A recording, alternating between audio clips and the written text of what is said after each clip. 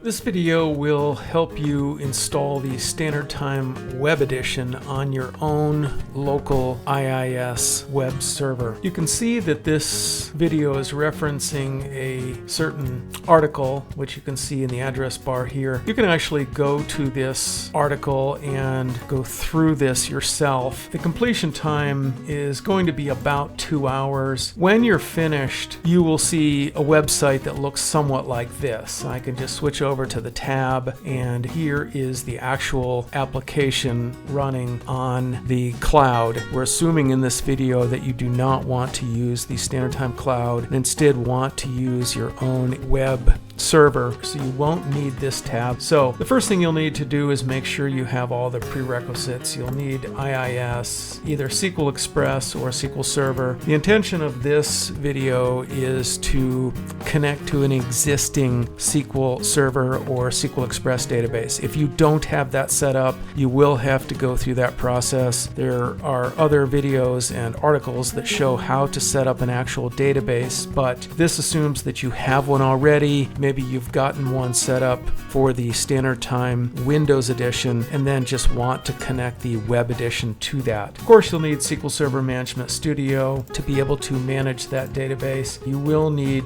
Microsoft.NET 4.8 or above. Of course, that changes frequently. You will need the Microsoft Rewrite module. This is saying that you need Windows 10 or Windows Server 2016 or above. Of course, those change all the time. 16 gigs of RAM gives you some breathing space to be able to run the server for a lot of users. 500 gigs, of course, these are all very subjective, and you can come up with your own Ethernet connection and so on, but this will pretty much run on just about any server, so you don't have to worry about that. But make sure you do install this rewrite module. If you don't, you will get an error 500, so that's an important thing to install along with this .NET. So after getting all that set up, just realize that your SQL Server and your IIS don't have to run on the same computers. So you can have those on different computers. Often they are installed on the same one, but you don't have to. And you probably want to go ahead and test your IIS server, and you'll get a screen that looks a lot like this one below after navigating. Next thing you'll probably want to do is test your database authentication using SQL Server Management Studio. Before you proceed, you're going to need to collect some values like the authentication username, password if necessary, the IP address or server name for the database name itself. All of that information is found in SQL Server Management Studio. Collect all of that before you proceed. Then you can proceed with downloading the actual stweb.zip file. You probably should connect with our support department before proceeding because there may be more recent updates. The next thing you'll do is prepare a folder. Really, you can have any folder on your server. You're going to put that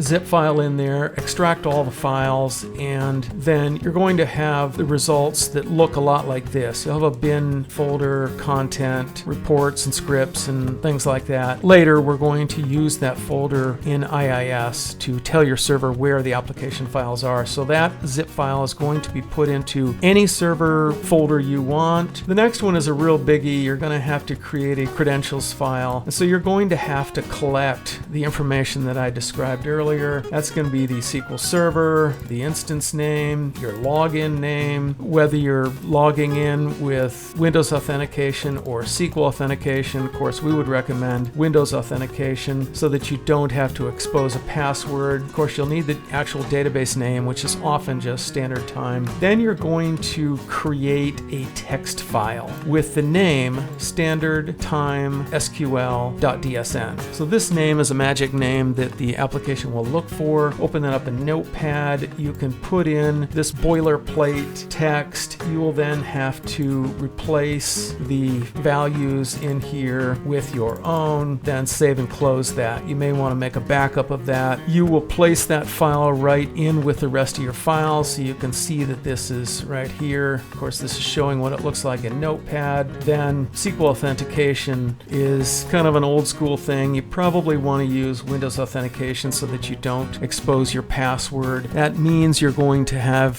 a Windows login on your SQL Server box. And so all of that is necessary, and you'll need to do that ahead of time before you really proceed with this. The next thing you'll do is create a website in IIS. You just open up IIS, go to the Sites section. You can right click on that, choose Add Website. You can go ahead and give it any name you like. This one says Standard Time, but give it any name. It's not a magic name. You can use any application pool you want, but you can probably just use the default application pool. You will have to go to the physical path by clicking the ... That goes back to that folder we showed earlier. Then you want to make sure you choose Start Website immediately. The screenshots that you see down here are just illustrating that. Again, right click, choose Add Website, up pops this dialog box. You give it a name, choose the default application pool, click ... to go to the folder where all your files are and where your credentials file is. And that pretty much gets you started. If you need to edit it, you can right click on that or go over to the basic settings on the right hand side, and then you can edit some of those. And then lastly, you should be able to just open up a Chrome or another browser and just enter the URL, and the Standard Time application should open. So that's pretty much it. That's how you set up the Standard Time Web Edition on your own local on-premise IIS web server.